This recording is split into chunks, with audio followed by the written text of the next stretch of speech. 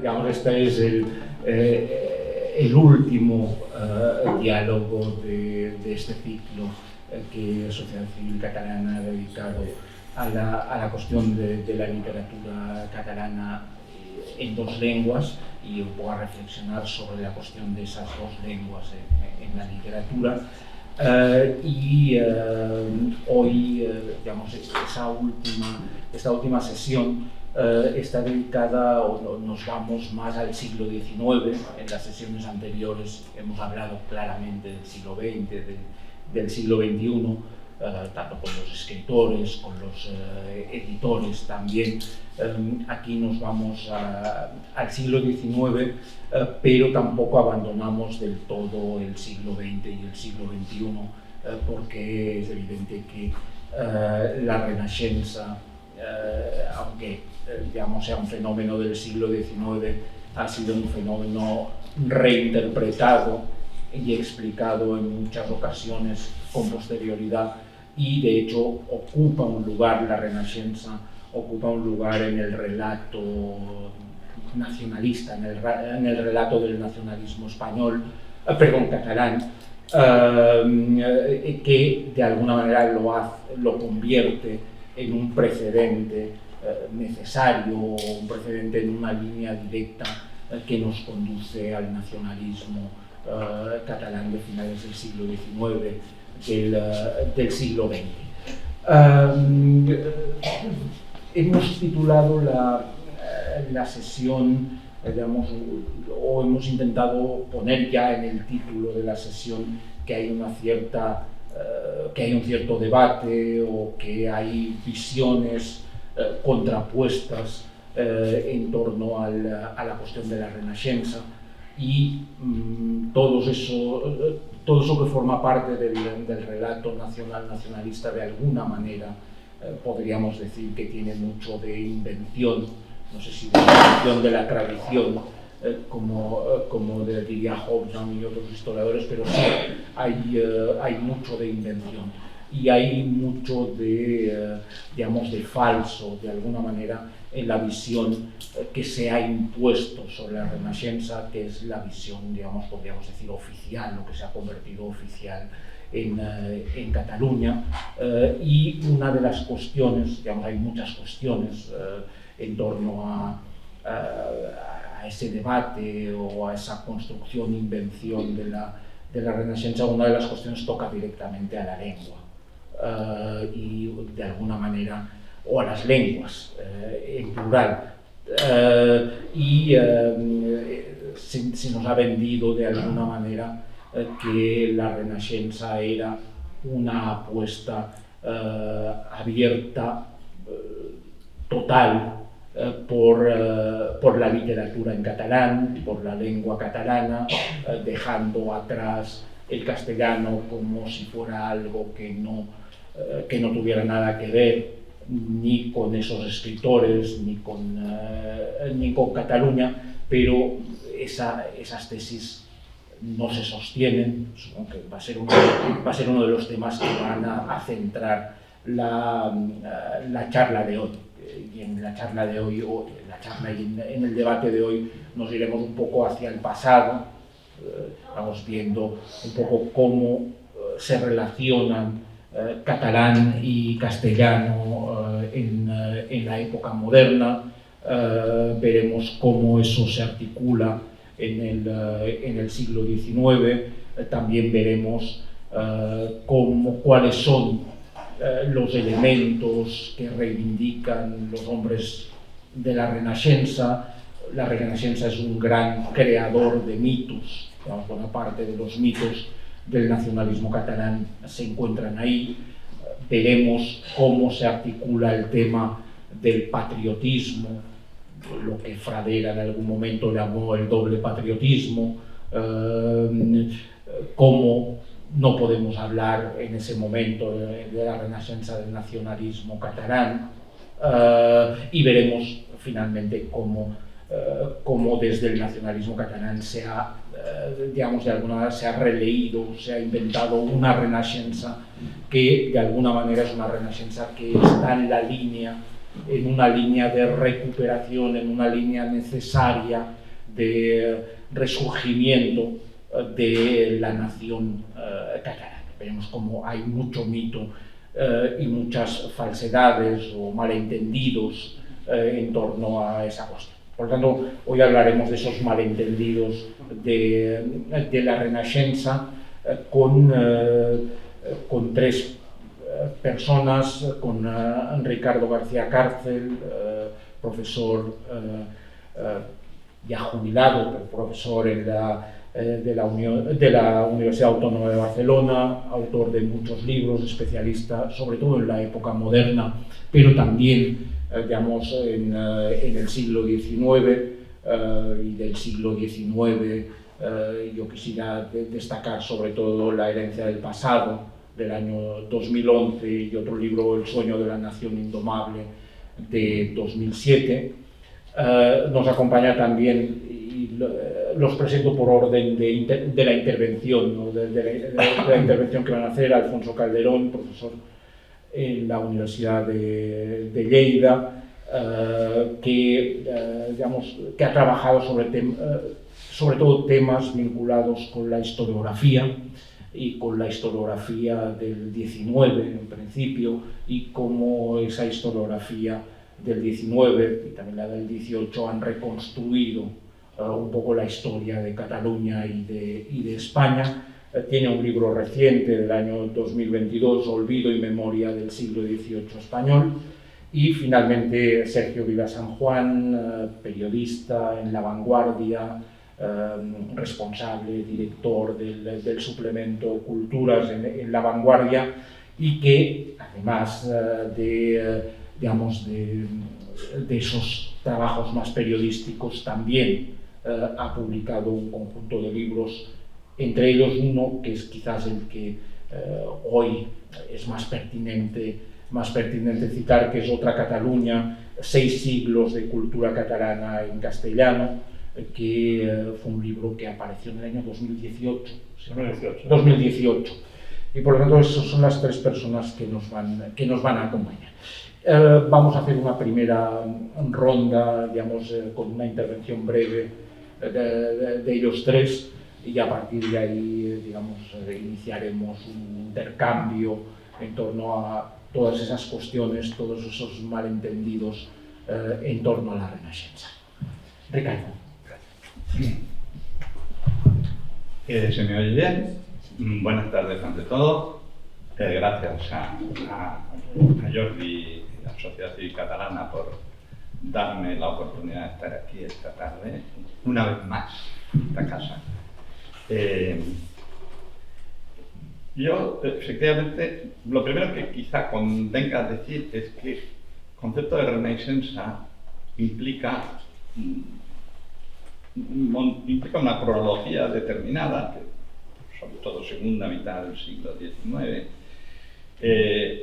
pero una pluralidad de actitudes. Es decir, metemos quizá en el mismo saco a un montón de personajes, los nazis, Huillet, los Guimerá, los Rubió-Llors, los Bofarull, etcétera, que en sí mismos son muy diferentes entre sí, cada uno tiene su personalidad y cada uno además tuvo su propia proyección cultural en un determinado ámbito.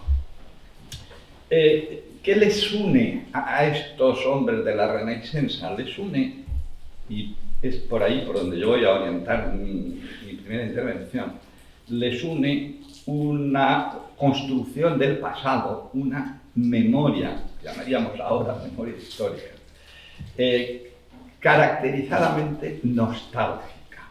La nostalgia de la felicidad perdida. La felicidad, particularmente, y ese es el territorio en el que me voy a mover, el ámbito lingüístico. Felicidad perdida. Cuando eran felizus, que era obviamente del siglo XIII al siglo XV, prosperidad de la lengua catalana, presuntamente sin competencia alguna, y a partir del siglo XV, y sobre todo en el XVI, llegaría la decadencia. La decadencia vehiculada, esta es la imagen de los hombres de la Renaissance, vehiculada siempre por un enemigo exterior, que evidentemente vehicula el castellano, la lengua castellana, como la lengua adversaria, la lengua que acaba, digamos, compitiendo y asfixiando en la visión que tienen los hombres de la Renaissance el desarrollo de la propia lengua. Y evidentemente son los hombres de la Renaissance los primeros que luego, por supuesto, será una constante en la historiografía del siglo XIX y XX, no digamos en los últimos años. El mito 1714, es decir, se vincularía a la nueva planta, a los decretos de nueva planta, a la llegada de los Borbones, ya no solo un cambio institucional, sino la introducción, la perversa introducción del castellano como la lengua enemiga.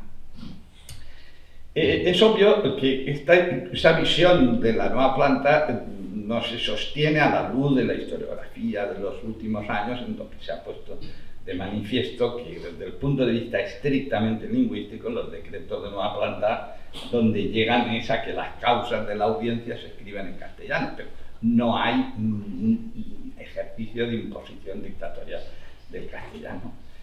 Pero efectivamente esto ha calado en la historiografía nacionalista catalana a lo largo de nuestro siglo y está permanentemente presente, a caballo, digo, de la memoria de los hombres de la Renaissance, el mito de la confrontación estructural entre el castellano y el catalán, y el mito de que la decadencia cultural del catalán ha sido siempre impuesta por agentes exteriores. Es decir, siempre dicho de otra manera, hay un malo de la película, exterior que es el que. Entonces, yo lo que quería hoy hacer aquí es precisar, a través de 5 o 6 cuestiones puntuales, aquellos aspectos en los que de la realidad histórica que conocemos, de la trayectoria lingüística del castellano y del catalán desde el siglo XV hasta el siglo XIX, para poner de relieve, pues eso, las distorsiones, como ha dicho Jordi, los errores, las distorsiones, los absolutos equívocos que tiene el discurso ideológico lingüístico de la Renaissance. Yo entro en la de. Bueno, entonces, voy a intentar ser lo más puntual posible. Primera realidad. La realidad respecto al tema de la dialéctica castellano-catalán. Pues que hay un bilingüismo castellano-catalán muy antiguo, ya desde el siglo XV, y no digamos a lo largo del siglo XVI, hay una convivencia lingüística del castellano y del catalán con normalidad. Pónganle todas las comillas que quieran a la palabra normalidad, que es una palabra que nos obsesiona en los últimos tiempos, y en la que podría citarles un montón de autores, de literatos, que escriben en catalán y escriben al mismo tiempo en castellano, sin ningún problema, digamos, un problema identitario que les desgarre su conciencia. Y en este sentido, obvio es decir que ya en el siglo XVI, pues ahí tenemos a Boscan, según ustedes prefieran, Joan Bosca o Boscan, tenemos a Timoneda, a Fernández de Heredia, a Milá, repito, podríamos aquí enumerar un montón de autores perfectamente bilingües, sin problema ninguno. Segundo tema, ¿qué factores son los que intervienen para la introducción del castellano? El castellano como la sociedad de Cataluña empieza a usar el castellano paralelamente al catalán. Evidentemente, aquí hay la tesis tradicional a la que los hombres de la Renaissance ya insinuaban, el castellano es la lengua del rey y ya tras la introducción en Caspe, y ahí tenemos la perversidad de Caspe, el compromiso de Caspe que introdujo la dinastía castellana, Fernando I, dinastía Trastámara, la dinastía castellana, a caballo de la lengua del rey, se introduciría el castellano. En el ámbito valenciano he de decirles que el malo de la película, porque aquí siempre repito, hay un malo de la película, es una constante, la interpretación moral, digamos, del tema. La mala de la película es doña Germana de Foix, en las Germanías. Yo hice la tesis doctoral hace unos cuantos años sobre las Germanías de Valencia y evidentemente, claro, doña Germana de Foix, la segunda mujer, como saben, de Fernando el Católico, pues ella sería la que reprimiría, no solo reprimiría la revuelta de la Germanía, sino a caballo de la represión de la Germanía, impondría el castellano en el ámbito.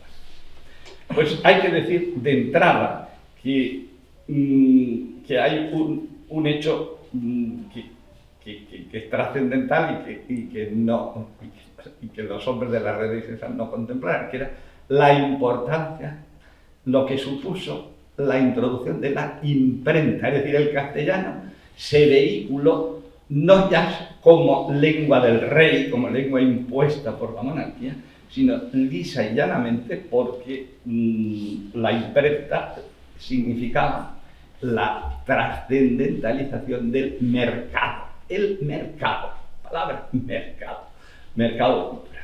Y un ejemplo que ustedes tienen clarísimo es si hubiera habido la animosidad anticatalana que se le atribuye a la monarquía en el siglo XVI, la pregunta es, ¿y qué sentido tuvieron las traducciones, las ediciones y traducciones al castellano de Ausias Marc convertido en Ausias Marco? Yo les confieso que siempre cuando me quedo perplejo. Ausias Marco, sepan ustedes que fue traducido por Jorge de Montemayor, por Baltasar Romani, hay una edición en castellano en 1539. Ausias Marco, conversión de Ausias Marc en Ausias Marco. En el siglo XVII, en el siglo XVI, como digo, la primera variable que tenemos que tener presente es imprenta y proyección a través de la imprenta a un mercado amplio de lectores. La ansiedad del mercado, ¿qué significa la imprenta? En el siglo XVII, yo he estudiado muy a fondo una problemática, que es la problemática de las predicaciones del clero. Hay un debate famosísimo, muchas confrontaciones, pero con el clero en definitiva como protagonista respecto al tema castellano-catalán. La pregunta que todos ustedes se harán es, bueno, ¿y qué función tuvo el clero exactamente en el tema lingüístico? Bueno, pues la primera cosa que quiero dejarles muy clara es que el clero secular fue mucho más pro-catalán que el clero de las órdenes religiosas, que el clero regular. Y ustedes dirán, ¿y por qué? ¿Y por qué siendo así? La pregunta inevitable, ¿por qué si los obispos eran castellanos, como efectivamente mayoritariamente eran castellanos, cómo se explica que el clero, pues simplemente porque, aunque los obispos eran castellanos, las fronteras diocesanas, la identidad, digamos, de las diócesis como tales diócesis estaba mucho más definida que no en el clero regular, las órdenes religiosas, cuya proyección como tales órdenes religiosas no se limitaban a Cataluña, se proyectaban en un ámbito muchísimo más amplio. Y la gran polémica que les interesantísima. En 1636-38, en el Concilio Eclesiástico de Tarragona, hay unos enfrentamientos tremendos entre el castellano y el catalán, en el que el problema de fondo es los partidarios del catalán lo que reivindican es, ante todo, que deben predicarse en catalán para ser entendidos, bien entendidos. En cambio, los que defienden, repito, órdenes religiosas, todas las órdenes religiosas en este momento fueron clarísimamente pro-castellanos, defensores de las predicaciones del clero en castellano. ¿Y cuál era su argumento? Pues el mismo de la imprenta, que estábamos en plena reforma religiosa, Trento, la proyección, la necesidad del ejercicio de la contrarreforma, había que llegar a un número lo más amplio posible, y que en ese sentido el catalán era una limitación. El castellano tenía mucha más capacidad de proyección hacia afuera. Y luego hay otra variable del siglo XVII que normalmente la gente no incide en esa cuestión, y es fundamental, que es el tema justamente de la experiencia de la llamada guerra de separación o de la revolta catalana, como ustedes quieran llamar, de 1600, la guerra del Segadors, 1600, les recuerdo, de 1641 a 1652, Cataluña estuvo en la práctica, digamos, separada, una dialéctica complicada que ahora no les voy a contar, separada de la monarquía española y vinculada a Francia, a la monarquía francesa. Créanme, si para alguna cosa sirvió la experiencia de esa separación de la monarquía de Felipe IV y adscripción a la monarquía de Luis XIII, fue para que el francés, la amenaza de la invasión del francés, condicionó una adhesión catalana de la sociedad catalana al castellano, impensable quizá en años anteriores. O sea, subrayo la incidencia del tema de la guerra del Segadors en esta cuestión. Y luego, en el siglo XVIII hay un olvido aplastante de los hombres de la Renaissance, que es que el debate castellano-catalán en el siglo XVIII tiene una bipolaridad muy clara: antigüedad, modernidad. Y ahí tienen ustedes la figura de Antoni de Capmany. Antoni de Capmany Montpalau es el hombre, el ilustrado, que luego a lo largo de su trayectoria vital vive la experiencia ideológica de la Revolución Francesa, que lo desestabilizó completamente, y luego, evidentemente, vive la guerra del francés o de la independencia, como quieran llamarlo, que estamos siempre en la batalla semántica de cómo le llamamos, la guerra de 1808. Lo cierto es que él evoluciona, digamos, hacia un conservadurismo ideológico, pero en el tema de la lengua siempre tuvo muy clara una cosa: antigüedad. La palabra antigüedad es el catalán, la modernidad es el castellano. ¿Y cómo considera él el catalán? Lo dice. Y era un hombre con enorme cultura catalana, entre otras razones fue el hombre que tradujo el libro del Consolat de Mar en 1691. Pero en 1779 él es el hombre que califica el catalán, esto evidentemente suena a estigma, idioma antiguo y provincial muerto hoy para la República de las Letras y desconocido del resto de Europa. Esta es lo tiene clarísimo. Y evidentemente los hombres de la Renaissance lo que se caracterizaron fue por enterrar a Capmany, su única función fue jamás, no porque, repito, la característica, el discurso lingüístico de los hombres de la Renacencia fue la permanente melancolía de cuando éramos felices a caballo del catalán como única lengua, sin esa lengua opresora, invasora, extraña, atizada por la monarquía que era el castellano. Acabo de momento. Sí, momento. Gracias, Ricardo. Alfonso. Sí. Bueno, muchas gracias a Sociedad Civil Catalana por organizar este acto y en especial a Jordi Canal por haber contado conmigo. Pues sigamos avanzando cronológicamente a partir de la intervención del profesor García Cárcel.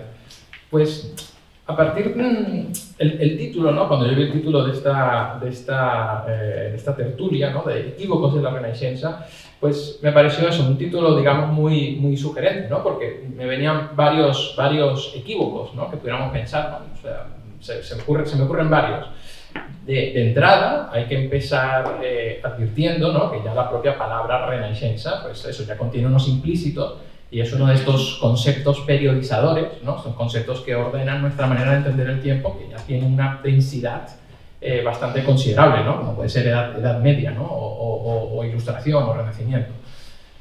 Renaixença, ¿no? nos apela, ¿no? A una cultura nacional catalana que tras una época de esplendor, ¿no? Que habría sido la Edad Media, ya entra en decadencia, muere en el siglo XVIII, muere con los Borbones, pero que entonces vuelve a renacer, ¿no?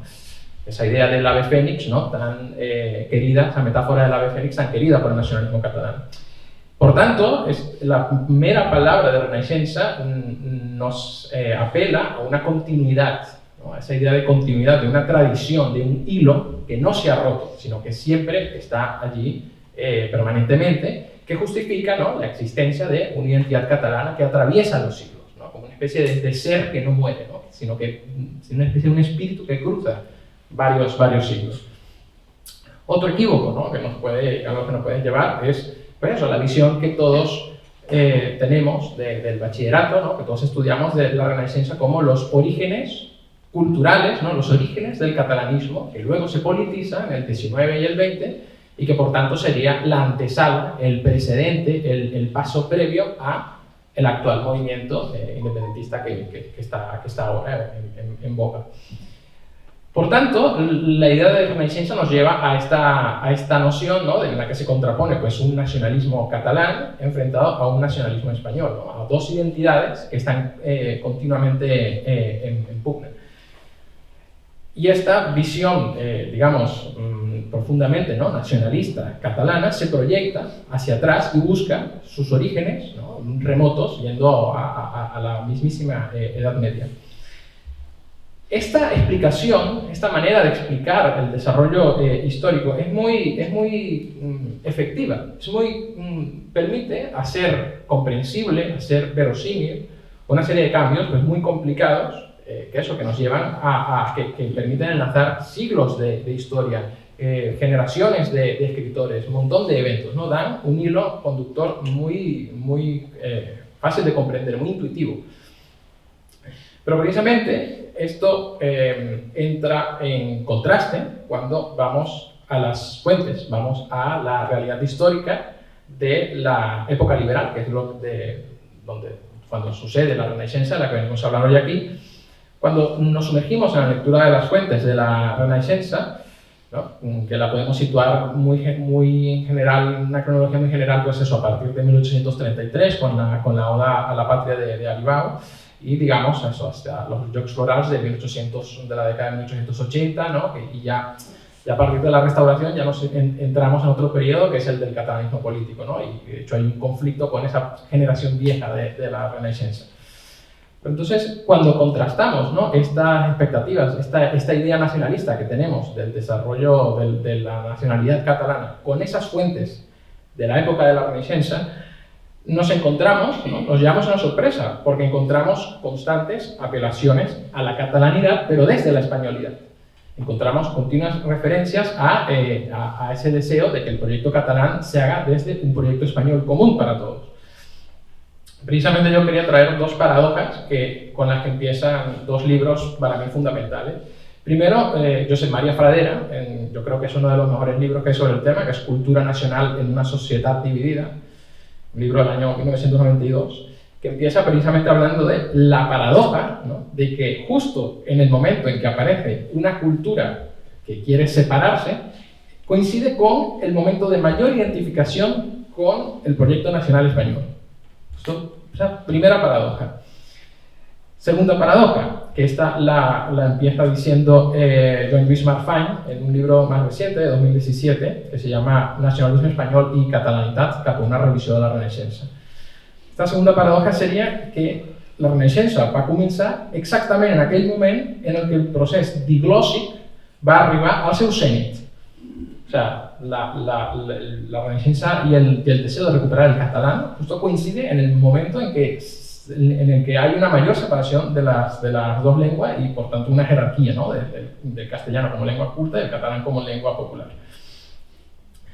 Esto entonces, yo quería con estas dos paradojas pues eso, indicar este choque, ¿no?, y estos equívocos desde los cuales, por ejemplo, uno puede sentir cuando uno lee a un personaje como Víctor Balaguer, ¿no? Víctor Balaguer, que fue uno de estos escritores de esta época y uno de los más exitosos y para algunos considerados como el fundador de la retórica del nacionalismo catalán.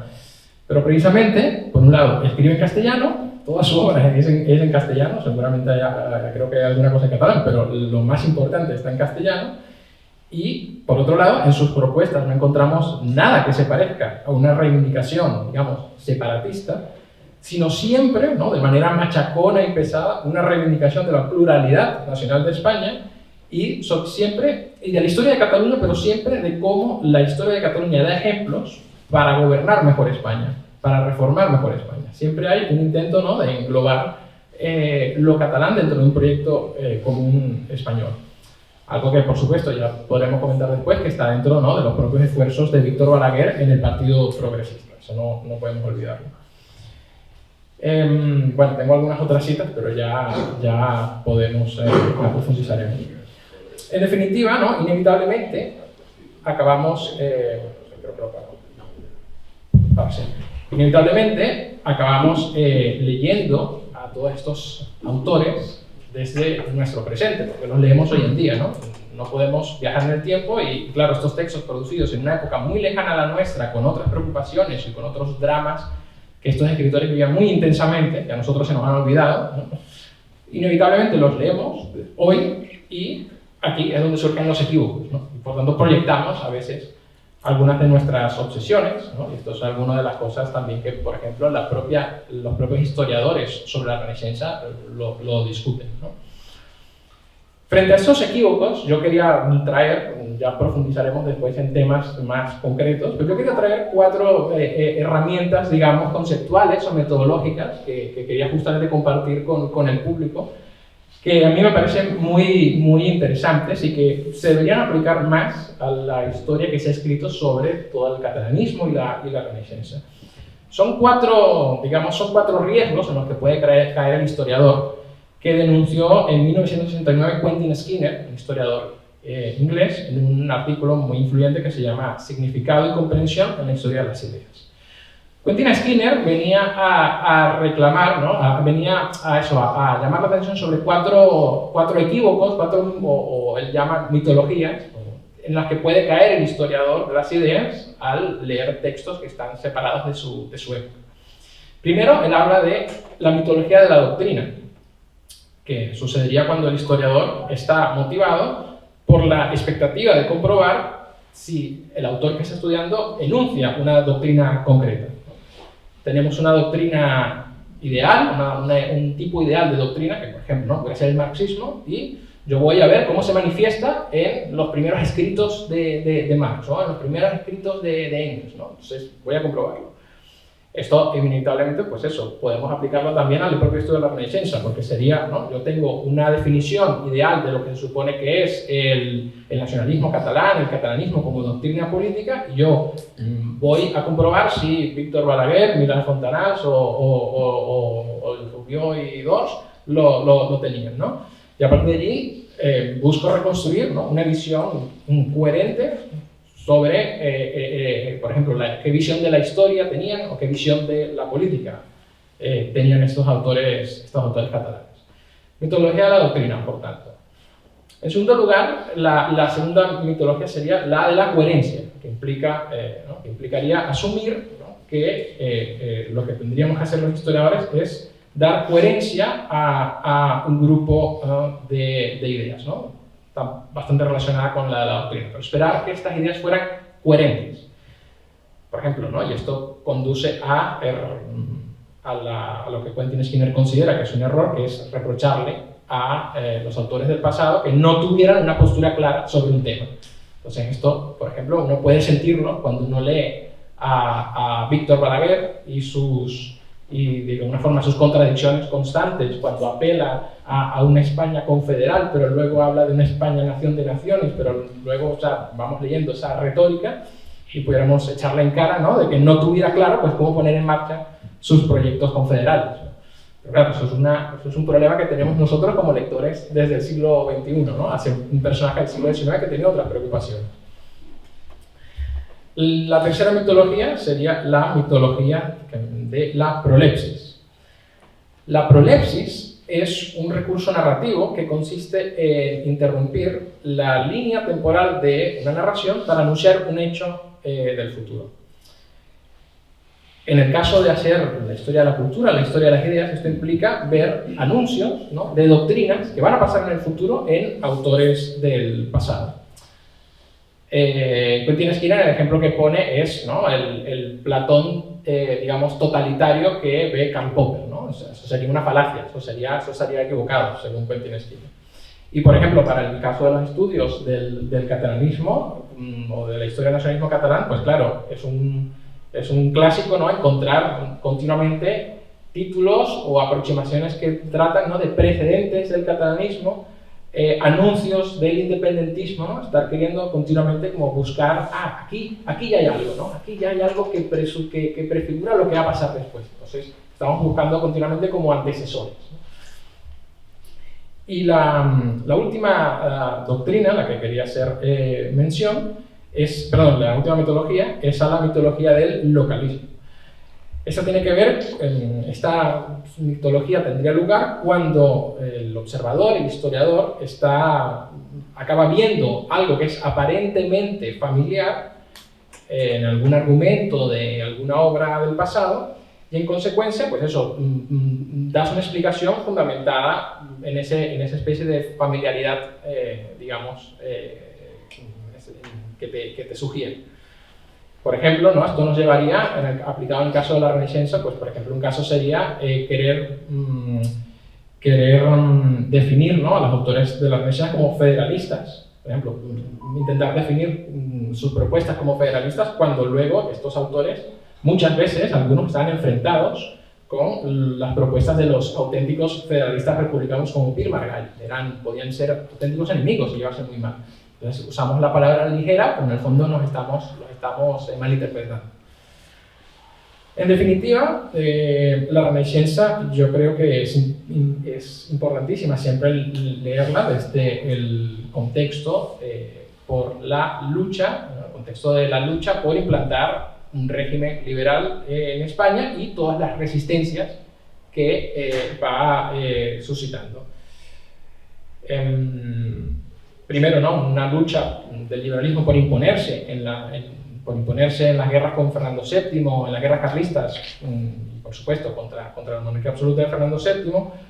Luego vendría la fase que es donde se desarrolla más el movimiento, que es entre 1843 y 1868, que es el periodo de, digamos, hegemonía del liberalismo moderado. Por tanto, hay un liberalismo moderado que gobierna desde el poder y surgen, digamos, diversas alternativas, ¿no?, alternativas progresistas, alternativas pluralistas, en las que aquí incluiríamos a Balaguer. Y en tercer lugar, ¿no?, tendríamos que entonces pasar ya a la fase, digamos, del sexenio democrático, en la que tenemos este liberalismo que se enfrenta a ya el auge de propuestas republicanas, federales, ya socialistas, anarquistas, que ya están directamente impugnando el modelo de Estado. Y por supuesto ahora pensaba que, claro, siempre todo esto debemos englobarlo en el contexto general de recuperación historicista europea, ¿no? Que siempre se están buscando identidades locales para dar significado a la lucha política del presente. En definitiva, pues yo consideraría que las élites, que quisiera justamente apuntarme siguiendo un poco las tesis de Josep María Fradera, en que las élites catalanas apostaron por una cultura, no solo por una cultura catalana, una cultura nostálgica, como venía indicando el profesor García Cárcel, no solamente como una protesta, digamos, frente a esa política centralista que pondrá en marcha el liberalismo moderado desde el poder, sino también como una respuesta a los conflictos internos de la sociedad catalana, a los conflictos sociales que son tremendamente violentos, ante los cuales esa reivindicación, digamos, nostálgica de una nostalgia por una felicidad perdida tiene muchas veces un significado profundamente conservador, ¿no? de pedir un retorno al orden alterado por la revolución industrial y otras transformaciones importantísimas que se dan en esta época. Por tanto, equívocos puede haber muchos cuando leemos estos autores, sobre todo por eso, porque hasta la década de 1880 no acaban, digamos, politizándose y tomando unas propuestas concretas, unas propuestas, digamos, realmente institucionales que conduzcan incluso hasta eso, a presentarse a las elecciones. Estamos en un periodo en que la Renaissance es un movimiento cultural y que está sobre todo creando una visión del pasado que pueda al menos crear una conciencia histórica entre los ciudadanos del momento. Y yo quisiera plantear una última cosa, quizás ya más para debatir después, que es quizás esos equívocos eran precisamente, ahí es donde debemos encontrar en esos equívocos buena parte de la fortaleza de la Renaixença y del nacionalismo catalán como factor cultural, porque precisamente permite que los diversos actores de cada época se apropien, ¿no? de ese universo cultural para interpretarlo desde sus intereses. Siempre hay una pregunta, ¿no? que está en los estudios sobre la Renaixença y el nacionalismo catalán, de bueno, el catalanismo, el nacionalismo catalán era un movimiento de las élites, de la burguesía, o también podemos encontrar expresiones, digamos, populares, ¿no? que movilizaban a la gente contra la burguesía, ¿no? Estas preguntas a veces se plantean, pero en el fondo quizás es que son las dos cosas al mismo tiempo, y es donde está, digamos, la fortaleza y la capacidad de movilizar. Entonces, de equívocos va la cosa. Gracias, Alfonso. Sí.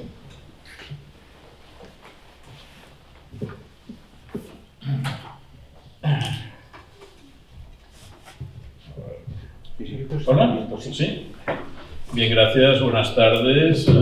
Sociedad Civil Catalana, otra vez me ha invitado, estoy agradecido. Jordi Canal, con quien nos entendemos en términos de análisis del catalanismo y también de vindicación de la monarquía, o sea que hay puntos, y el querido maestro Ricardo García Cárcel es un poco una constante en mi vida porque le conocí cuando yo tenía 20 años. Alfonso lo incorporo ahora y supongo que habrá más tiempo para consolidar esta amistad. Voy a tomar la cronología que ha hecho Alfonso, que es bastante canónica, de la Renaixença. La Renaixença arranca en 1833 con la Oda de Buenaventura Aribau a la patria y se consolida en 1878 con los Juegos Florals, en los cuales Verdaguer, con la Atlántida, recibe un gran reconocimiento y pasa a ser el poeta nacional, ¿no? Pero es que en 1833 pasan dos cosas. O sea, Aribau, efectivamente, publica a la patria, la oda dedicada al financiero Gaspar Remisa, que era su jefe, esa oda muy bonita que dice «Adeusiau, turons, per sempre adeusiau, o serres desiguals, que allí en la patria mía, dels núvols, del cel, de lluny vos distinguia per lo repòs etern, per lo color més blau, a la patria». Pero ese mismo año, ahora volveremos a Aribau, pero ese mismo año otro poeta, joven, de Vilanova, destinado a morir muy joven, porque la gente de la Renaixença, varios de ellos de gran talento, mueren muy jóvenes, ese otro poeta, Manuel de Cabañas, publica Preludios de mi lira. Tiene 30 años, le queda muy poco de vida. Y en Preludios de mi vida tiene estrofas como esta. Así en el mástil de mi barca nunca enseña flota indigna, ni en su puente vivas suenen de mal que la virtuosa playa vecina espanten, y tu lumbre, mi breve derrotero, siempre esclarezca y de infestadas naos, siempre me aleje, y de los sitios donde las férreas proas guíen. Bien, son dos poemas que aparecen en 1833. Y el que es quizá el mayor historiador de la cultura catalana del siglo XX, con Martín de Riquer, Jordi Rubió i Balaguer, que es el tercer eslabón de una ilustrísima dinastía de historiadores, dice, y esta opinión es muy importante, a mí me ha dado mucho que pensar, dice, con muy poca distancia vieron la luz los preludios de Cabañas y las trovas de Aribau. Clasicismo formal, pura sugestión en la emoción y densidad de pensamiento, se enfrentaban con una amplia modulación retórica de confidencias de Noranza. Verso libre en Cabañas, estrofas rimadas en metro de origen medieval de Aribau, un castellano áspero y concentrado en los preludios, un catalán arcaizante pero flexible en la patria. ¿De quién fue el triunfo? Se pregunta retóricamente Rubió. La respuesta, desde su punto de vista, es muy clara. El triunfo es de Aribau, que abriría la recuperación del catalán. La propuesta cultural del catalanismo que acabaría derivando en el nacionalismo es, a principios del siglo XIX hay dos vías en la cultura catalana, una va hacia el castellano, otra va hacia el catalán. La que conecta con las esencias catalanas es la segunda y por eso es la buena y es la que hay que seguir y es la que seguiría el abuelo del propio Rubió. Rubió Llos, cuando publica Lo Gaité del Llobregat. Pero esta es la lectura que se hace desde el catalanismo militante. Pero no es la única, hay otras posibles. Y de hecho creo que hay que ponerlo muy en contexto hoy. Porque resulta que este Aribau, claro, si nos dicen que es el padre de la Renaixença y de la literatura, de la recuperación de la literatura en lengua catalana, imaginamos hoy día, con nuestra información, digamos, más accesible, que Aribau es realmente un titán de las letras catalanas. Bien, resulta que Aribau publica un solo poema en catalán.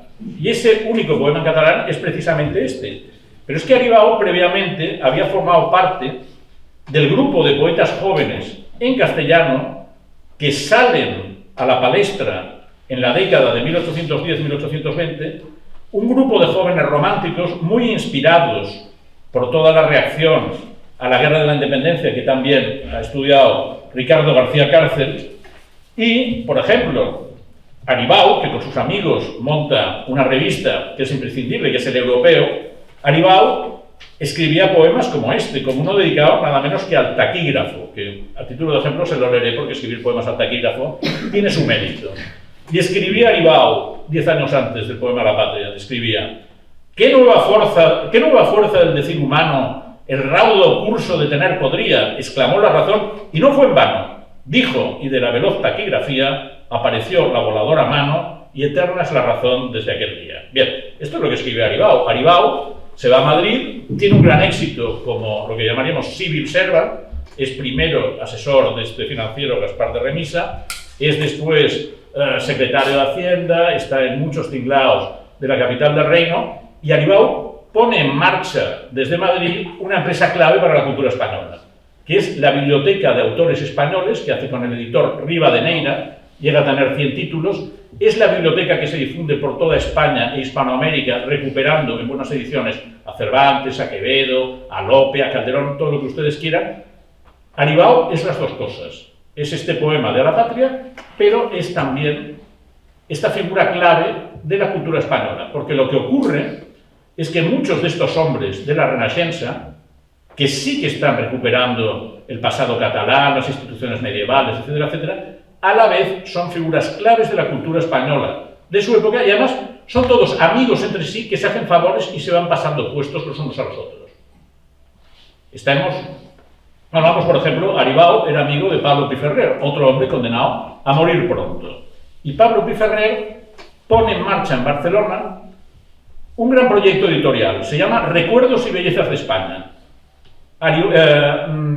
Piferrer empieza a recorrer primero Cataluña, pero después se va a otras zonas, se va a Mallorca, otras zonas españolas, y hace un libro una colección de libros que hoy día es un tesoro bibliográfico, porque están perfectamente ilustrados, con ilustraciones de parceristas, es una belleza. Esto está considerado uno de los grandes títulos del romanticismo español. Piferrer es amigo de Milà y Fontanals, son amigos de juventud. Milà y Fontanals es un gran filólogo, hace el 90% de su obra en castellano, está considerado la gran autoridad filológica del siglo XIX español, maestro de don Marcelino Menéndez y Pelayo, nada menos, que siempre tiene grandes recuerdos para Milà y Fontanals. Todos ellos son amigos de Mañé y Flaqué, que es el director del Diario de Barcelona. Esta gente es un grupo que han entendido cómo funciona la nueva cultura. Y la nueva cultura funciona a través de los medios de comunicación, a través de la prensa y a través de las ediciones. Ya han encontrado un diario, el diario de la familia Brusi, Diario de Barcelona, y lo moldean, todos ellos colaboran, lo convierten en un instrumento de centrismo político, de debate cultural y también de orientación espiritual, porque detrás del Diario de Barcelona, como gran referencia, está otro de los amigos de toda esta gente, que es el sacerdote Jaime Balmes, o Jaume Balmes. Pero Jaime Balmes tampoco escribe, un hombre de la Plana de Vic, un hombre precoz, brillantísimo, que ha ido a Madrid, ha manejado los dilemas del liberalismo, que ha intentado casar a carlistas con borbónicos, un hombre, digamos, que disfruta, parece un personaje de Balzac, disfruta las intrigas políticas y disfruta las intrigas periodísticas sin quitarse el alzacuellos, y también morirá antes de los 40 años, pero antes de eso se convierte en el gran bestseller del siglo XIX español, porque ha hecho un libro que es un pionero de los libros de autoayuda, que se llama El Criterio, donde enseña, con aforismos, con frases muy cortas, cómo hay que vivir la vida, y hay que vivirla pues con sentido común, con criterio. Es el padre de Dale Carnegie. Jaime Balmes se inventa el libro de autoayuda y se lo inventa en España. Bien, pues Balmes, que es un cristiano moderado, que ha circulado por toda Europa, que ha conocido los catolicismos progresistas, sobre todo de Francia, vuelve y impone en el Diario de Barcelona su criterio. Y toda esta gente hacen un gran trabajo cultural español que orienta a toda la península, porque Balmes se lee hasta en el último rincón de España. Un compañero mío de La Vanguardia, Enric Juliana, quizás ustedes le conocen, sus padres eran panaderos y Juliana recordaba que en su casa solo había dos libros, El Quijote y El Criterio. La Biblioteca de Autores Españoles llega a todas partes. Recuerdos y Bellezas de España es un libro que tiene un impacto fenomenal. Por tanto, la generación de la Renascença o de la pre-Renascença tiene una amplísima incidencia en España. Por tanto, no es un proyecto fracasado. Quizá Manuel de Cabañes no fuera un gran poeta, no lo sabemos porque murió muy joven, pero la línea de producción de todos estos intelectuales, que es mayoritariamente en castellano, no es una línea fracasada. Es verdad que Verdaguer es un poeta más grande que los poetas catalanes en castellano, pero en la Cataluña del siglo XIX la tradición literaria en castellano se mantiene en la prosa con mucho éxito, se mantiene en la novela popular, porque el señor Antonio Altadí publica Los Misterios de Barcelona, que es un libro a lo Rocambole, que tiene un éxito brutal, o Fernando Bachot publica una novela gótica, Las ruinas de mi convento, traducida a no sé cuántos idiomas, que es como un antecedente de La sombra del viento. No sabemos, no podemos saber en qué hablaba la gente en las calles de Barcelona, en las calles de Vigo, en las calles de Gerona, en el siglo XVII, en el siglo XVIII, en el siglo XIX, no sabemos en qué hablaban, pero sí que sabemos en qué se publicaba la prensa y qué se editaba. Y la prensa, en el XIX, en un 90% se hacía en castellano. Y eso llega hasta los años de la República, esto empieza a cambiar en la Mancomunitat, y en la República, que tiene su fase más alta, la prensa de Barcelona es en un 75% en castellano, con La Vanguardia, con El Diluvio, con La Solidaridad Obrera, y un 25% en catalán.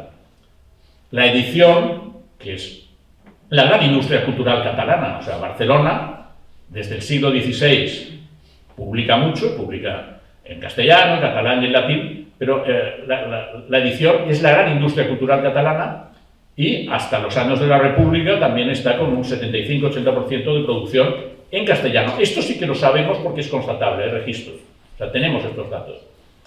Quiero decir una última cosa antes de pasar al debate. Rubió dice que la vía buena era la de Aribau, era la de su abuelo, era de alguna forma adoptar el catalán como lengua literaria, pero reconocía que a principios del XIX hay una escuela catalana en castellano que es potente y que es interesante. A partir de 1975, en la transición, cuando se empieza a generar los grupos de discusión del Congrés de Cultura Catalana con personajes como Jordi Carbonell, ese reconocimiento desaparece, porque el Congrés de Cultura Catalana lo que dice es: solo es literatura en catalán la que se ha escrito en catalán. La que se ha escrito en castellano no es literatura, es otra cosa, será literatura española. Con lo cual, el Congrés de Cultura Catalana lo que hace es dejar fuera del ámbito de la literatura y de la cultura catalana a las grandes figuras catalanas del XIX, a Jaime Balmes, a Milà i Fontanals, a Pi Ferrer, y me he olvidado uno que se lo diré ahora, porque no toda la Renaixença es conservadora y cristiana, porque Pi i Margall, que es federalista, que abre la tradición ácrata catalana, que luego seguirán Ferrer y Guardia y Federica Montseny, Pi i Margall había sido también amigo de ellos, y Pi Ferrer, cuando ve que está enfermo, le pasa la continuación de Recuerdos y Bellezas de España. O sea, Pi i Margall empieza rodándose como escritor con Recuerdos y Bellezas de España. El tema es que mientras los historiadores de la cultura catalanes, incluso dentro del nacionalismo, hasta, digamos, la posguerra, reconocían que había habido una tradición literaria catalana en castellano, pero decían que era fracasada, que no era tan buena como la otra, etcétera, etcétera, a partir del 75, con el rearme ideológico del nacionalismo, lo que se dice es que no, es que eso no es catalán, punto. Por tanto, solo es catalán, lo que está escrito por catalanes, en catalán, etcétera, etcétera.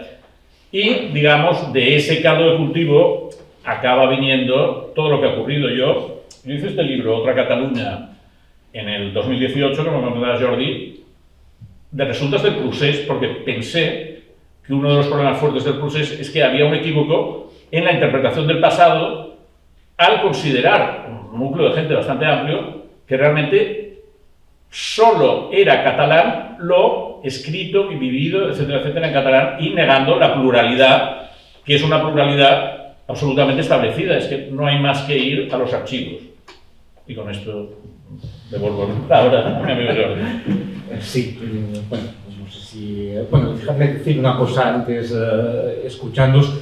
En el fondo, tú lo planteabas, Sergio, y yo creo que está un poco en todas vuestras intervenciones, el nacionalismo catalán ha distorsionado totalmente, digamos, nuestra mirada hacia el siglo XIX. Y allí, evidentemente, estamos en un permanente juego de anacronismo. Digamos, porque digamos, estamos proyectando, que es el gran peligro del historiador, en el fondo, que yo creo que es el más grande de los peligros de un historiador, que es pensar, y de eso se nutre la memoria, entre otras cosas, que es pensar el pasado a partir del momento actual.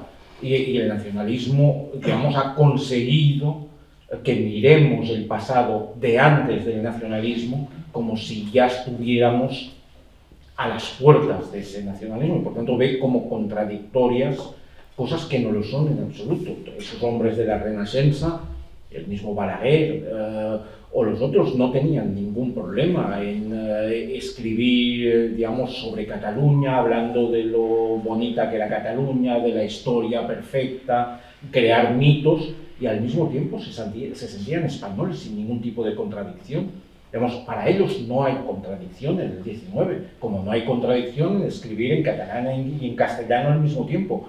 Para quien eso es una contradicción, un problema, es para el nacionalismo, para ellos no. Por lo tanto, digamos, el nacionalismo te obliga de alguna manera a posicionarte en una sola línea. Y el nacionalismo lo que ha hecho, tanto en Cataluña como en otras partes, es cargarse las identidades múltiples.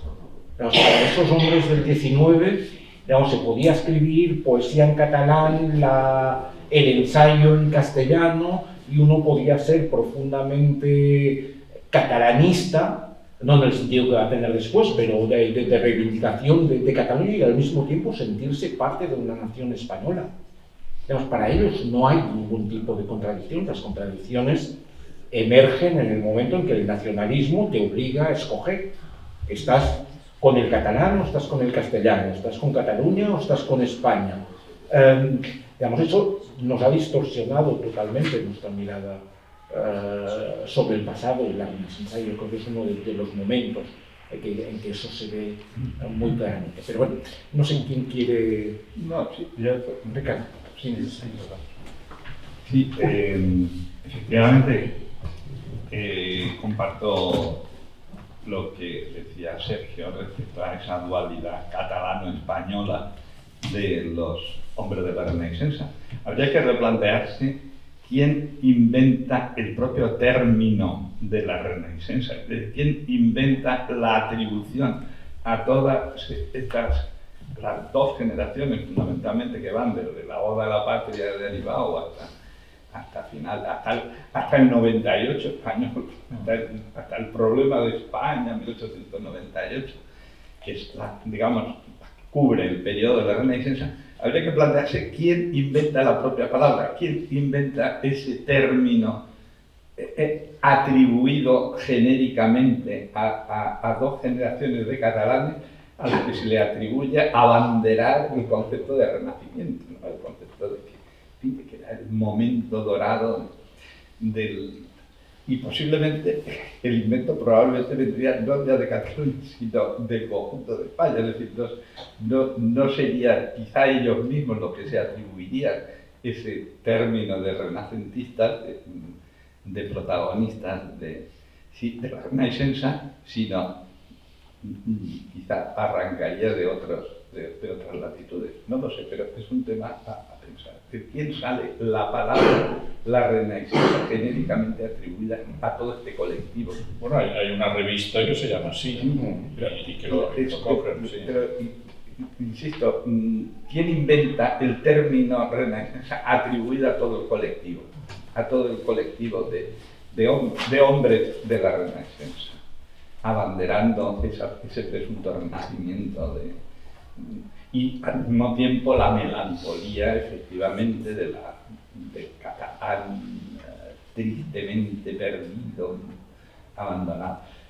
Cuando la contradicción, como tú has apuntado muy certeramente, es que la contradicción es que estos catalanes románticos, nostálgicos del catalán perdido, eran absolutamente españolistas, o sea, identificados totalmente con el concepto del Estado español y colaborando, como tú has dicho muy bien, colaborando en todos los proyectos del conjunto del Estado. Pero quizá habría que aludir también a la dualidad racionalidad-sentimentalismo, es decir, hasta qué punto ellos racionalmente se sentían españoles, globalmente españoles, adscritos a un Estado, colaborando y con todos los intelectuales y políticos españoles del momento, pero la fibra emocional, la fibra romántica del catalán perdido y nostálgicamente evocado, es paralela el sentimentalismo es paralelo a la racionalidad. No sé, simplemente es una idea. Pero tú fíjate que, por ejemplo, Pi Margall se forma en Barcelona, pero se va pronto a Madrid, se va a Madrid en 1850. Entonces, Pi Margall es muy ambivalente con la Renaixença y con el catalanismo, porque cambia de opinión 20 veces, porque él es un federalista, es un presidente de la República Española que dura 2 meses porque su teoría federalista se le vuelve en contra, porque 27 cantones se declaran independientes, tiene un follón fenomenal, entonces le dicen, oiga, reprímales. Le dice, no, yo reprimir no puedo, entonces se va, ¿no?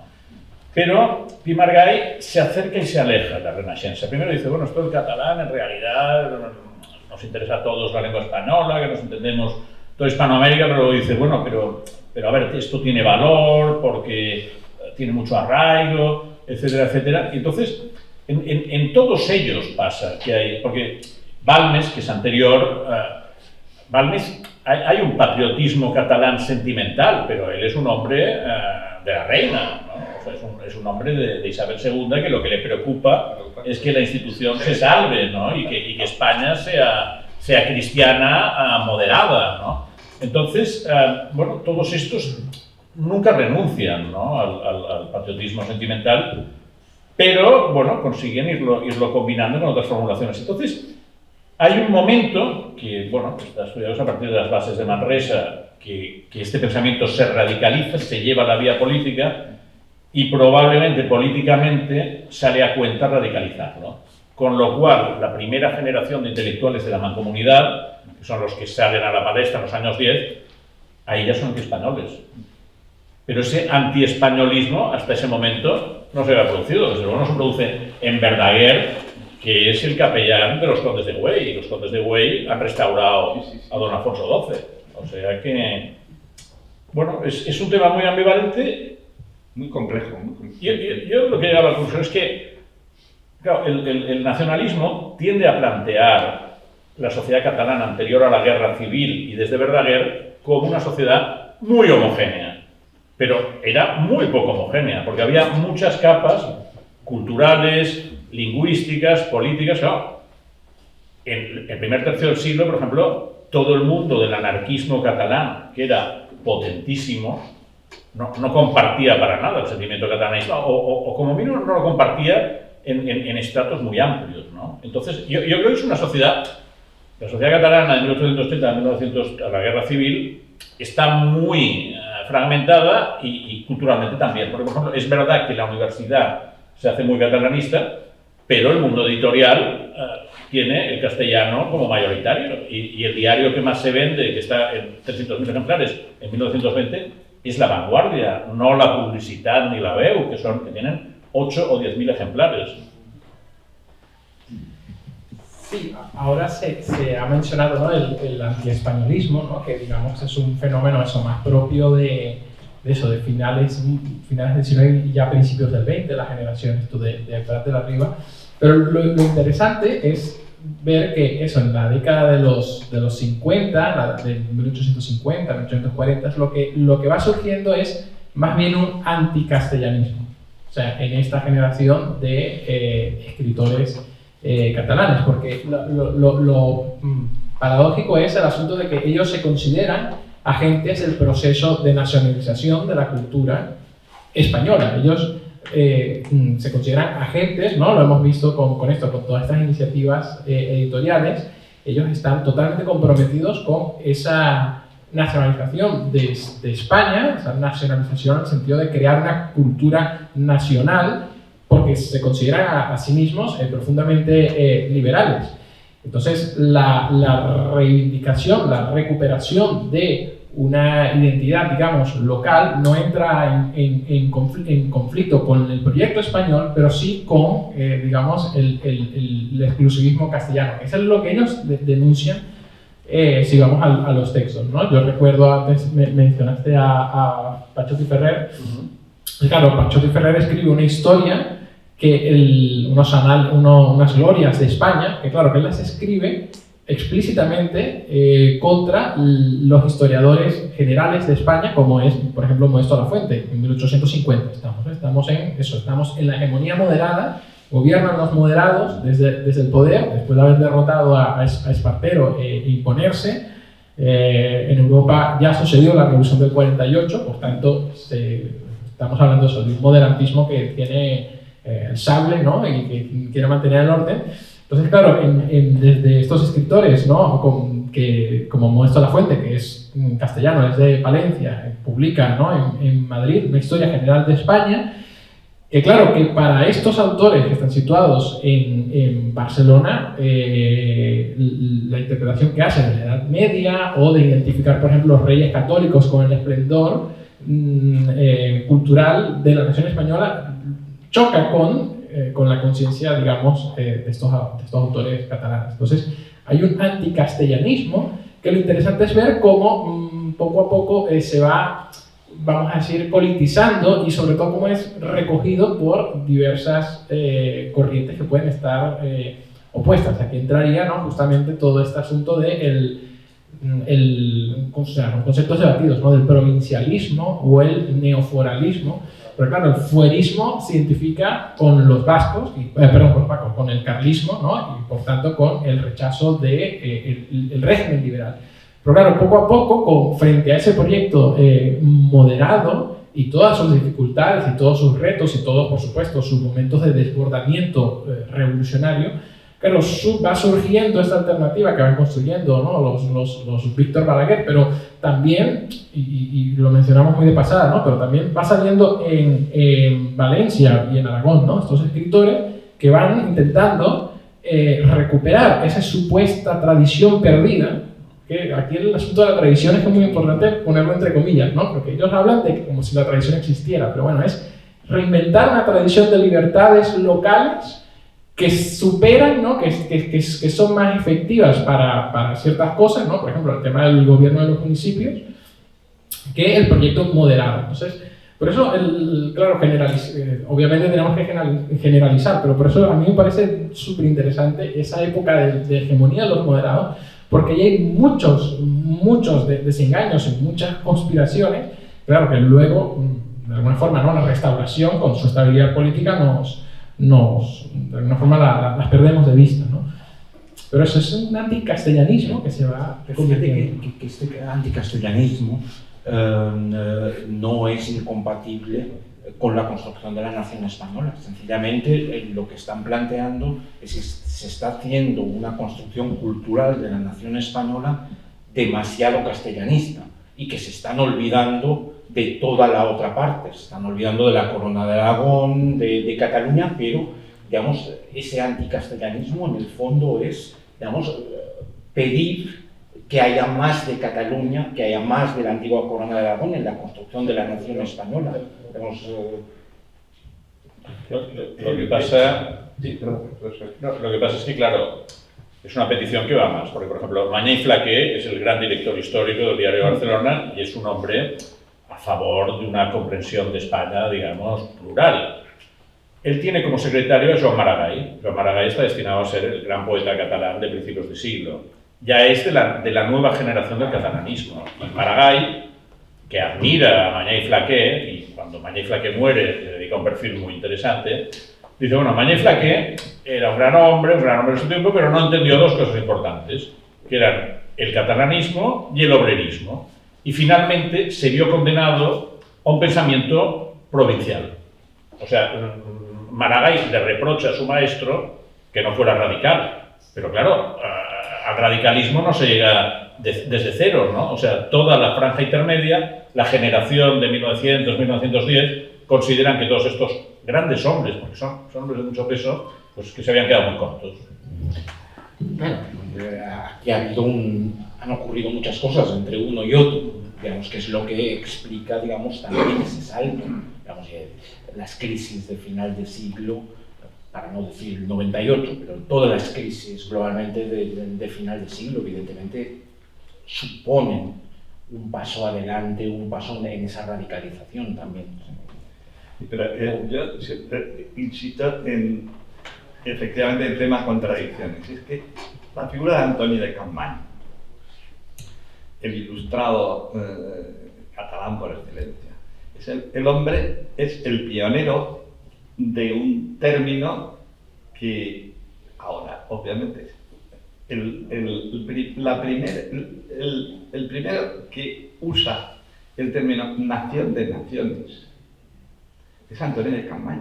El primero que tiene un concepto de que una cosa es que efectivamente exista la nación española, pero que al mismo tiempo es perfectamente compatible con lo que llamaríamos ahora nacionalidades que integran esa nación. Pero digo, la contradicción entre comillas es que el hombre que tiene ese concepto plural de España pionero en la idea de la pluralidad, al mismo tiempo catalán ferviente y español ferviente, es el hombre que tiene esa idea del catalán que os he comentado en 2 frases, en la que tiene un juicio de la lengua catalana como una lengua provincial absolutamente para arrinconarla. Y claro, pero ¿cómo es posible que una persona que tiene este concepto tenga esta idea de la lengua catalana como algo tan lo subrayo un poco la idea esta de el gran problema que arrastramos, y ya no en nuestro ámbito catalán, sino en el conjunto de España, créanme que es el simplicismo en todos los análisis, en el que jugamos permanentemente y nos hacen jugar a veces en eterna dualidad catalán, castellano, español, y nos condenan a análisis pues eso absolutamente con una polarización ideológica que simplemente lo que habría que hacer efectivamente es poner sobre la mesa que la realidad es mucho más compleja, que no se puede tampoco identificar lengua con nación, que hay evidentemente muchos matices al respecto, y complicarnos, simplemente complicarnos un poco la vida estudiando la realidad de lo que fue y no dejarnos llevar de esta ventolera emocional en la que estamos instalados. Yo creo que vamos a, pero digamos, añado simplemente otro malentendido, y es que, digamos, los hombres de la Renascença, el catalán que reivindican en algún momento es el catalán que hablaban o que escribían los trovadores de la época medieval. Digamos, que es un movimiento que no mira el catalán que se habla en la calle. Digamos, hay una contradicción absoluta entre lo que se está el catalán que están hablando algunos sectores populares en la calle, y ese no lo quieren de ninguna manera. Digamos, lo que quieren es recuperar la vieja lengua catalana, claro, de la época medieval, que no tiene nada que ver, y vuelve a ser un poco lo que planteabas tú, Alfonso, en un momento determinado, que de alguna manera la Renascença es también ese movimiento romántico que aparece un poco para tranquilizar la sociedad. Digamos, que es una sociedad profundamente conflictiva, la sociedad catalana de ese mitad de siglo. Por tanto, inventar cosas muy bonitas para esconder una realidad, digamos, muy conflictiva, con el obrerismo en primer lugar, la revolución industrial, las bullangas. Digamos, es una buena manera de esconder la realidad. Una última y luego pasamos. Sí. No, precisamente lo que a mí me resulta interesante también de estudiar y de leer muchas de estos trabajos, sobre todo aquellos que están escritos, o sea, aquellos que tienen que ver con representaciones del pasado y no sean libros de historia o novelas históricas, es muchas veces que, hablando desde cómo lo leo yo, ¿no? Uno tiene la visión actual, ¿no? que se proyecta sobre 1714 o 1940 como una visión canónica nacionalista hoy en día. Es como, bueno, como que los Pau Claris o los que resistieron al sitio de 1714 eran revolucionarios y eso es bueno, ¿no? Pero tú cuando lees muchas veces a estos autores de la Renascença, más bien es remarcar que no eran revolucionarios, ¿no? Más bien ellos quieren remarcar siempre que no, ellos luchaban por las libertades, eran profundamente monárquicos, y te encuentras continuamente con apelaciones a la religión, apelaciones a su carácter católico. Entonces, claro, esa reivindicación de resistencialista está muy matizada desde un profundo conservadurismo. Exactamente. ¿Quién desea intervenir? Ella. Pues, ¿sí? ¿Me oís? Sí. Desde el 1833, teóricamente se escribe en catalán, se escribe en español y no hay ese sentimiento de exclusión hacia el español en principio. ¿Cómo pasamos al Congreso de Cultura Catalana, en la cual hay una exclusión total? O sea, ese viaje ¿quién lidera ese viaje para ir tergiversando una parte de la historia y cambiando las voluntades de todos aquellos que hubieran preferido pues, seguir en ese, digamos, bilingüismo que había hasta ese momento? O sea, algunos tienen que haber tirado del hilo para acabar en el nacionalismo. Yo creo que hay una variable fundamental, que es que no nos fijamos muchas veces, la variable 98, hispánico. Es decir, justamente uno de los factores que contribuyen al desarrollo de un nacionalismo catalán que tiene su punto de partida en este mundo de la Renaixença, pero que evidentemente no puede hablarse entonces de nacionalismo catalán, contribuye la creación del problema de España, la agonía de España en torno a 1898, que no es un invento catalán, que es un invento que tiene intelectuales de muy diversa procedencia española. Es decir, el hecho, esta especie de autoflagelación, de permanente agonía respecto a España, esto va a contribuir muchísimo a que lo que era hasta entonces puro romanticismo emocional pro-catalán acabe solidificándose políticamente y diciendo, bueno, pues si España es esto que los propios españoles se autoatribuyen, repito, agonía, este hundimiento, pues quizás sea la hora de establecer un nacionalismo político sólido y separarnos. No, siempre te lo planteo, porque muchas veces le atribuimos a la propia sociedad catalana determinadas actitudes que en realidad provienen justamente más allá del Ebro, y que se alimentan justamente de una tendencia enorme, como he dicho, a la autoinculpación, a la flagelación, y que la debilidad, en definitiva, de la propia, de la escasa fortaleza o debilidad, como la queráis llamar, de la nacionalización española.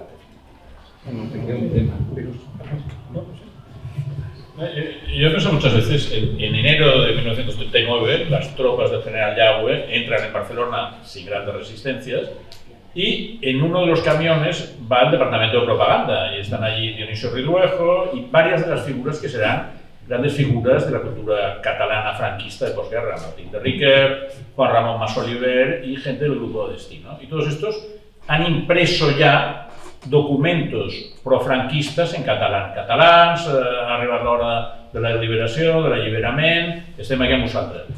Están a punto de repartirlo, pero reciben una orden del alto mando y les dicen no, en catalán nada, porque el catalán es culpable, los separatistas han sido muy responsables en el desastre de la República, por tanto, en catalán ni agua.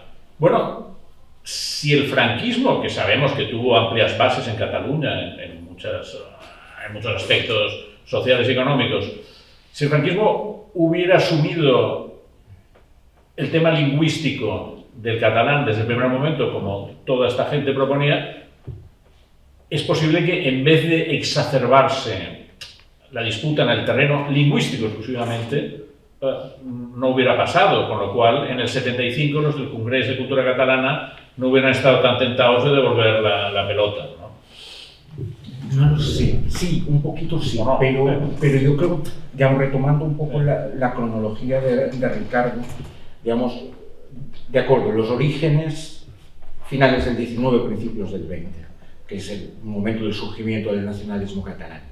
Luego hay una cronología larga de nacionalización catalana, en tres momentos claves: Mancomunitat, Segunda República y Transición, y básicamente pujolismo. Digamos, y en cada momento, cortado por otras vías, hay un proceso de nacionalización muy profundo que va, digamos, minando algunas cosas. Y a ese proceso yo le añadiría otra cosa que yo creo que es importante en el momento del Congreso, digamos, para pensar el momento 75, un poquito antes, un poquito después, que es, digamos, el rearmamento del catalanismo en los últimos años del franquismo, y que eso es algo que tenemos muy claro, pero yo le añadiría que es algo que a veces no se acaba de explicar, que es la connivencia de ese catalanismo con el marxismo. Digamos, en tanto que dos grupos y dos ideologías supuestamente perseguidas, reprimidas por el franquismo, y yo creo que la alianza entre catalanismo y marxismo explica muchas de esas cosas, porque buena parte de esos intelectuales que acaban tomando esas posiciones son catalanistas, pero al mismo tiempo son nacionalistas, pero al mismo tiempo están en el PSUV. Y tiene una capacidad de magnetismo cultural muy fuerte, porque están las grandes figuras del momento.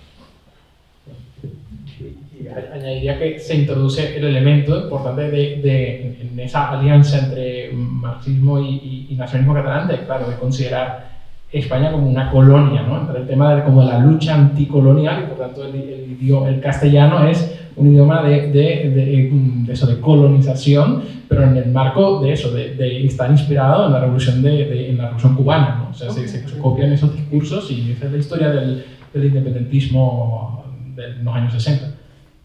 ¿Quién más desea intervenir? Sí. Aquí, sí. Bueno, quiero agradecer toda la información que se ha dado. A mí creo que hay un elemento que quizás se pueda desarrollar más. Cuando se ha mencionado que no se sabía lo que se hablaba en la calle, lo que es seguro es que no se hablaba el catalán de Pompeu Fabra. Y precisamente ha habido una imposición de la norma catalana. Tengo una anécdota que no es para el catalán, pero es para el vasco.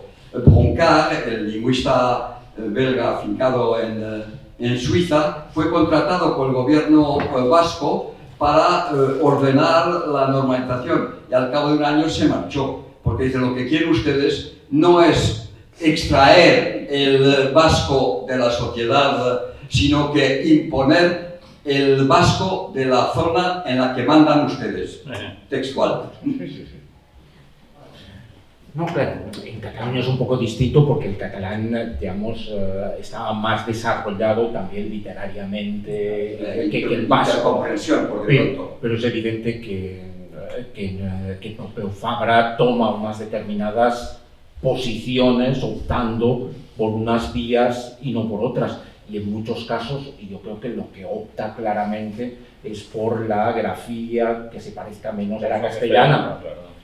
O la invención de palabras que luego nadie utiliza, que es lo que acaba viéndose en un momento determinado con lo de Pericá y Tutén, el juego entre el Bachel, que nadie hablaba, excepto Salva Papaseit y otros en sus poemas, y el barco, que era el término que utilizaba todo el mundo.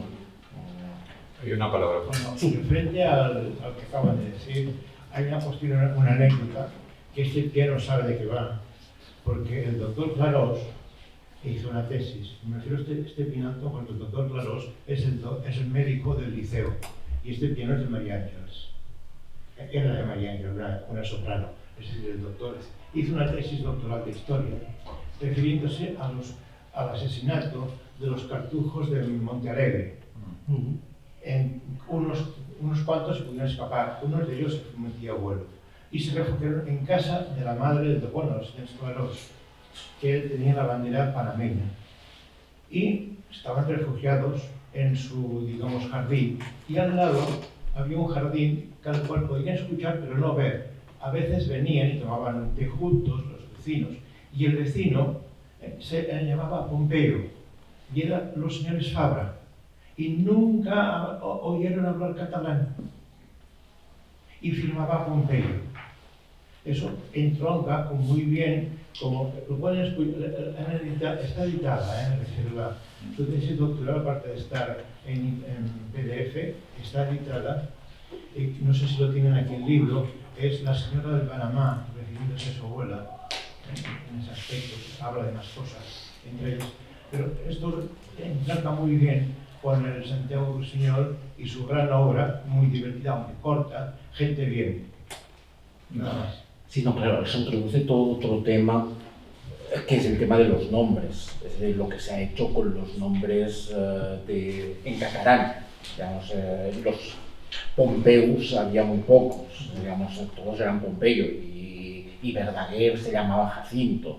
No, ha habido aquí una conversión, digamos, de nombres que no tienen nada que ver con cómo se llamaba realmente esa gente en el siglo XIX. Todavía en el siglo XX, buena parte de los Carles que ahora nos parecen tan evidentes eran Carlos, o Carlus, pronunciado a la catalana. Ha sido otra invención, digamos, de la tradición. ¿No? Eso Marfany también le dedicó un artículo en un libro con los domingos, digamos, con los Domènecs. Digamos, Domènec a mucha gente, y la gente se llamaba Domingo. Al final la historia es que el catalán y el castellano se parecen mucho y es muy fácil saltar de uno a otro, con lo cual en realidad el elemento conflictivo tendría que rebajarse mucho, porque no es como en Bélgica el francés y el flamenco, que son muy diferentes, y eso ya te condiciona de entrada la comunicación. El elemento, digamos, de diferencia, claro, y no es como el euskera. El euskera es muy diferente del castellano. Supuestamente tendría que ser un tema de conflictividad baja, pero yo creo que tanto eso a partir de las bases de Manresa como en los momentos que ha señalado Jordi, poner el acento en la lengua sirve para centrar un desafío político. Freud habló de el narcisismo de las pequeñas diferencias, ¿no? Claro. ¿Alguien más desea intervenir? Una última intervención. No. Pues yo creo que podemos cerrar, ¿no? Muchas gracias. Pompeyo de Santiago. Yo tengo un pequeño problema. Si se me oye bien, lo haría sin micrófono, porque como no tengo 3 brazos, no puedo sostener unos papeles y el micrófono al mismo tiempo. ¿Se oye bien? Sí. Bueno, uno queda realmente anonadado, por decirlo así, de la sabiduría de todos ustedes, y es muy de agradecer, ¿no?, asistir a estas conferencias o a estas charlas que nos enriquecen de una forma abrumadora. En fin, yo como no tengo esa facundia, pues tengo que leer. Benvolguts, queridos y queridas amigas y amigos que nos habéis acompañado a lo largo de las 4 sesiones de este ciclo sobre literatura catalana en 2 lenguas, organizado por Sociedad Civil Catalana y llevado a cabo bajo la sabia dirección y coordinación del profesor Jordi Canal. A todos, muchas gracias por vuestra asistencia y por las valiosas aportaciones que habéis hecho con vuestras preguntas y propuestas. Gracias también a la librería Byron, bajo cuya hospitalidad ha transcurrido el ciclo y que nos ha ofrecido para desarrollarlo un ambiente cálido, intimista, sugeridor de las mejores emociones literarias y de profundidad de pensamiento. Y por supuesto, muchas gracias a todos los ponentes que han participado en las diversas sesiones del ciclo, personalidades destacadas todas ellas en sus respectivos ámbitos de creación y profesionales. Los autores Núria Amat, Sergi Doria y Valentí Puig, con el propio Jordi Canal como moderador, que nos expusieron sus vivencias directas como escritores en castellano en Cataluña. Los editores Daniel Fernández de Edasa, Miguel Aguilar de Taurus y Sandra Hoyo de Acantilado, con Carlos Losada en funciones de moderador, cuyas respectivas empresas son puntas de lanza de la edición literaria en todo el mundo castellano parlante. Los escritores Berta Marsé y Malcolm Otero Barral y la filóloga Michi Straufel, en una sesión moderada por Manuel Manchón, que nos han recordado aquella Barcelona pujante e innovadora que acogió a lo más granado de la generación de escritores hispanoamericanos afincados en la ciudad, que fue conocida como cap y casal de lo que se dio en llamar la Cataluña del boom literario producido por aquella pléyade de autores. Y finalmente, Ricardo García Cárcel, historiador, ensayista y querido compañero en muchas actividades culturales de la sociedad civil catalana, Sergio Vila San Juan, novelista y periodista, y Alfonso Calderón Argelich, ensayista también, que hoy mismo nos acaban de ilustrar acerca de las luces y sombras de un periodo enormemente significativo de la cultura catalana que todos conocemos con el nombre de la Renaixença, en una sesión que ha vuelto a moderar Jordi Canal, a otro compañero de afanes y de fatigas, en múltiples actividades de nuestra entidad. A todos ellos, a todos vosotros, de nuevo, gracias, gracias de todo corazón. Es para mí un honor y un placer cerrar este ciclo hablando en representación de Sociedad Civil Catalana, auspiciadora del mismo y entidad que permanece a la vanguardia en Cataluña de la defensa de un concepto y de un valor, el de la igualdad, del que se habla mucho pero que se practica poco en la cotidianidad que atañe al poder político que gobierna en nuestra comunidad, con las secuelas sociales que ello comporta.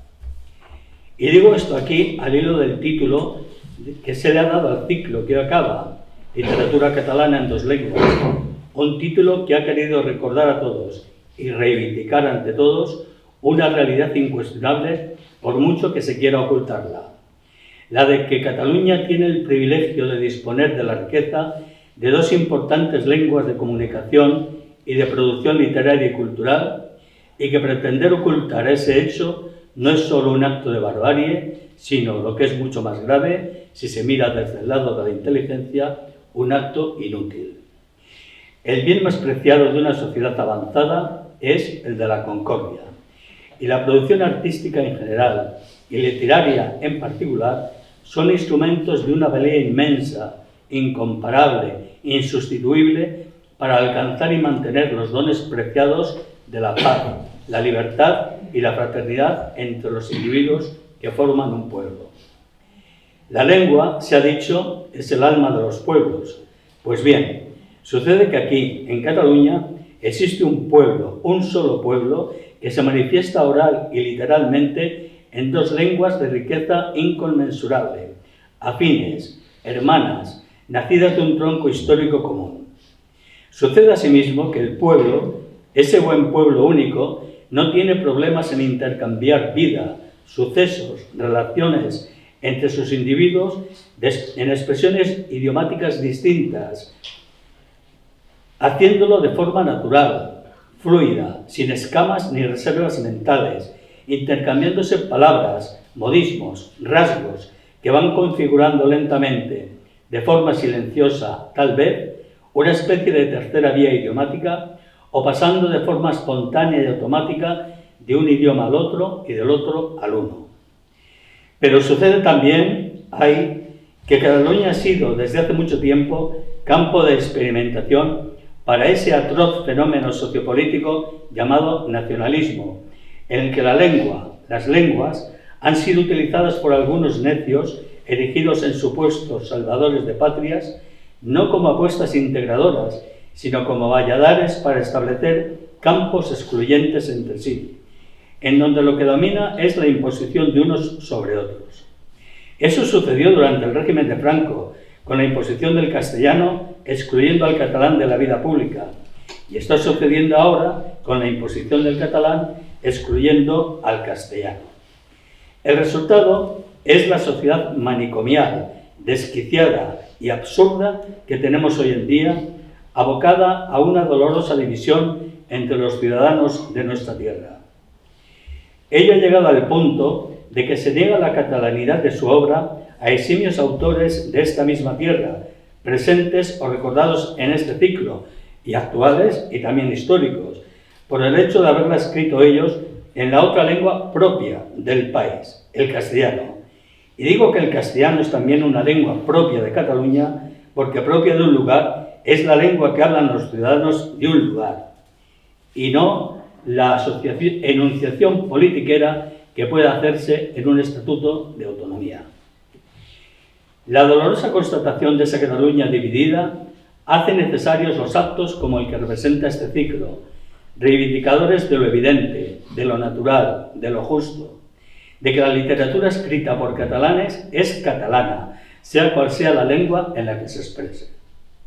La reducción del pedigrí de catalanidad a la literatura en catalán y a ser su contrario, la negación del mismo a la hecha en castellano, denota un desenfoque abismal de la realidad cultural, histórica y social de Cataluña.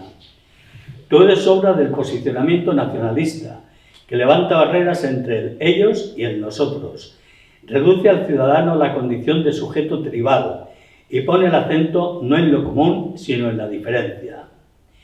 Es ese nacionalismo, en definitiva, el que está llevando a Cataluña a un empobrecimiento brutal de nuestra comunidad, a viciar la convivencia, a impulsar un rechazo cada vez mayor del idioma catalán por parte de muchos catalanes castellanoparlantes, a provocar en otros muchos catalanes catalanoparlantes la aparición de un perverso sentimiento de reclusión en su hipotética madriguera y a inducirnos a todos a ser carne de gueto.